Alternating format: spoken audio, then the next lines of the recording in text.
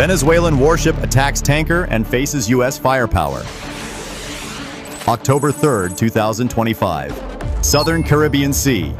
The calm waters shattered in an instant when the Venezuelan warship Guayquerí, Avante 2400, unleashed a missile toward the SS Freedom Star, a 110,000-ton supertanker hauling 3.2 million barrels of crude oil, a lifeline worth $248 million bound for Texas. The attack, guided by a C-212 Aviacar reconnaissance aircraft, was no accident. It was a deliberate strike at the heart of America's maritime arteries, an audacious attempt to seize control of one of the Caribbean's most critical trade routes.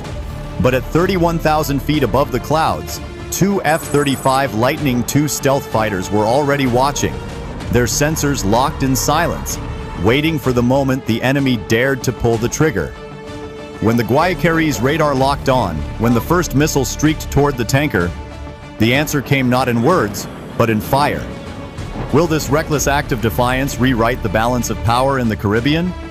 Or will it end as a searing reminder that American restraint, when tested, carries the power of a storm? Come find out. 0530 a.m., October 3rd, 2025. Southern Caribbean Sea, 45 nautical miles off Puerto Cabello, Venezuela. The sea looked calm, tinged with silver by the first light of dawn. But beneath the placid waves, tensions were rising like an approaching storm. Just weeks earlier, U.S. forces had intercepted and destroyed 4 Venezuelan smuggling vessels and 2 human smuggling vessels, ending a nearly $600 million illicit drug and fuel trafficking network and sending a message across the Caribbean. America would not tolerate piracy on its trade routes. Caracas called the action a violation of sovereignty. Washington called it self-defense. Since that day, the Venezuelan military has doubled its coastal patrols. The Bolivarian Navy deployed the 2,500-ton, missile-armed Guayquerí, Avante 2400, to protect the waters. Above, a C-212 Aviacar hovered overhead, conducting low-altitude surveillance flights, scanning for any U.S.-flagged vessels and transmitting their coordinates in real time to naval headquarters ashore. Now, the waters, once a vital route between Trinidad and Texas, had become a suspected minefield. And the SS Freedom Star, a giant American tanker loaded with 3.2 million barrels of crude oil, worth more than $248 million, had arrived. Its destination, Houston, Texas, the heart of the U.S. refining industry, a port that processes more than 800 million barrels a year. On board, the 32 experienced crew members continued to go about their routine, unaware that every radar wave on the horizon was locked on them. The silence was false, like the silence before a thunderstorm. Because somewhere beyond that silent horizon, a challenge was brewing. A confrontation that would test not only steel and fire, but also the wills of 2 nations. The Caribbean no longer sleeps. At 6:28 a.m., the sun had barely crested the horizon when a dark shape appeared over the sea. A C-212 Aviacar, its twin engines tearing through the dawn sky. Flying at just 4,500 feet, it wasn't here to patrol. It was here to hunt. The plane banked low, circling the SS Freedom Star, its sensors scanning the 1,100-foot tanker from bow to stern. Within minutes, the encrypted coordinates and live images were transmitted to Naval Command in Puerto Cabello. The report was chillingly precise. Target confirmed. Freedom Star. Cargo: 3.2 million barrels of crude oil. Value: $248 million. Crew members: 32. In Caracas, that intelligence triggered a single word: intercept. From the naval base at La Guaira, the Guayquerí, Avante 2400, was ordered to go full steam ahead. Its diesel turbines roared, propelling the 2,500-ton warship toward the tanker at 28 knots. At 6:30 a.m., the ship's radar picked up faint signals, distant, moving, unusual, and they multiplied. A gray C-212 Aviacar reconnaissance plane flying low, at an altitude of just 4,500 feet, circling the Freedom Star in wide circles. But it didn't stop there. A few minutes later, the screen flickered with a new signal. An unknown vessel approaching rapidly, only 25 nautical miles away. The crew exchanged wary glances. Captain Walter Hayes, a 58-year-old former Navy officer, studied the data in silence. He had seen this before. First surveillance, then confrontation. Below deck, the ship's communications officer radioed a warning to U.S. Naval Command. The seas appeared calm, but the threat was clear. A single communications link was blinking on a screen glowing green and red, approaching from the southwest. Above the clouds, two F-35 Lightning II fighters from the USS George Washington Carrier Strike Group were watching silently, hidden in their radar stealth shells. Their pilots monitored every frequency, every radar signal. They knew what was coming. The chase was on. Will the oil tanker face a sudden missile strike? Or will this moment turn into a tense negotiation across the waves? What do you think? 6:33. Tension broke like glass. On the SS Freedom Star's radar, a sharp red blip flashed, quick, deliberate, and unmistakable. The Guayquerí, Avante 2400, was now less than 18 nautical miles away, closing at 28 knots.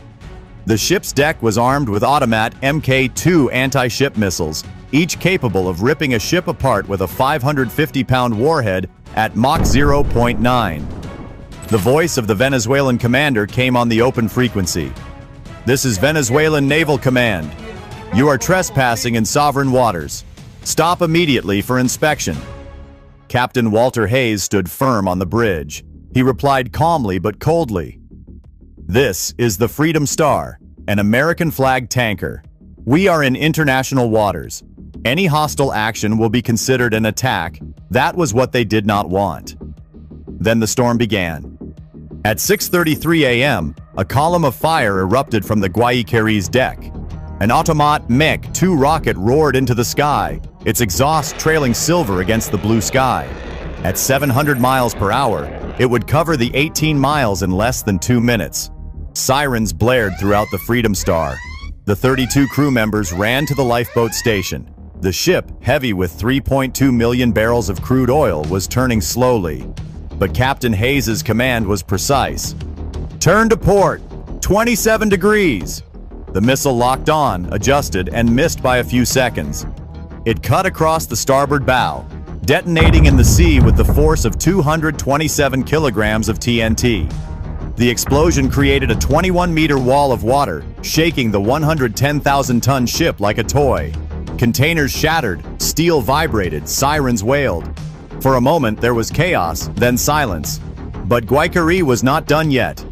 Its launch tubes were preparing for a second missile, its fire control radar glowing red. However, the ocean was no longer theirs. From the sky, two hitherto invisible F-35 Lightning II stealth fighters were cutting through the clouds at Mach 1.2. Their targeting devices locked onto Sucre's heat signature. The hunter had become the prey. What had begun as a threat was about to turn into annihilation.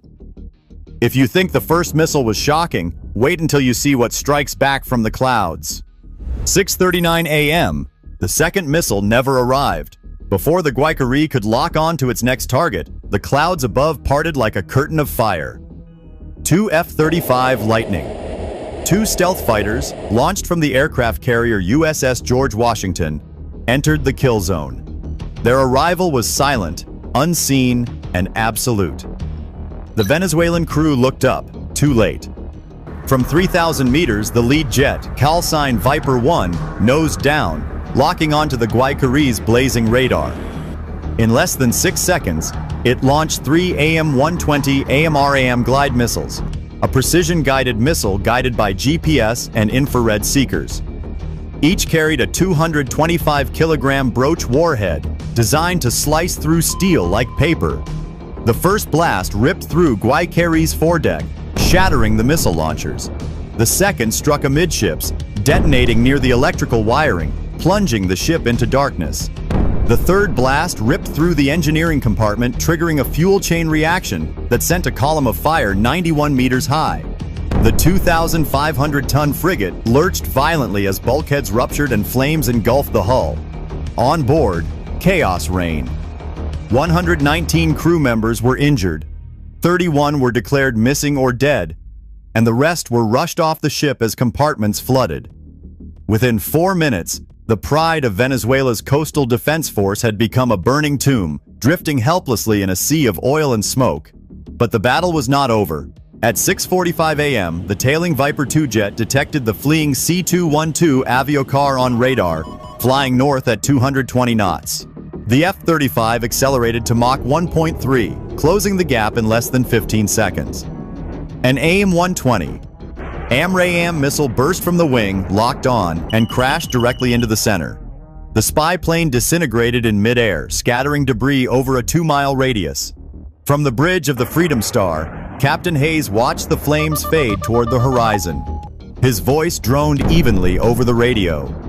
"The enemy has been neutralized. The Freedom Star has been secured." The Caribbean Sea was silent. In less than 10 minutes, a warship and an aircraft were wiped out, proof that in modern warfare, hesitation is fatal, but precision is decisive.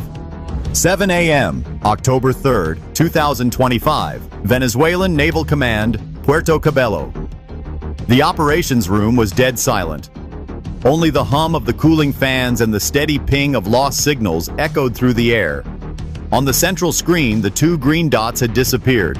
The Guayquerí, Avante 2400, and the C-212 Aviocar, like ghosts erased from history. The officers were dumbfounded, their eyes darting from one panel to the other, hoping to find some sort of error. But nothing happened. The truth was harsh, undeniable, and brutal. The Venezuelan Coastal Assault Force had been destroyed in less than 9 minutes. A communications officer hesitated before breaking the silence. "Sir, no response from Guayquerí, no transponder, no distress beacon." Across the table, the admiral's hand shook as he lowered his headset. He didn't need to report anymore. He already knew.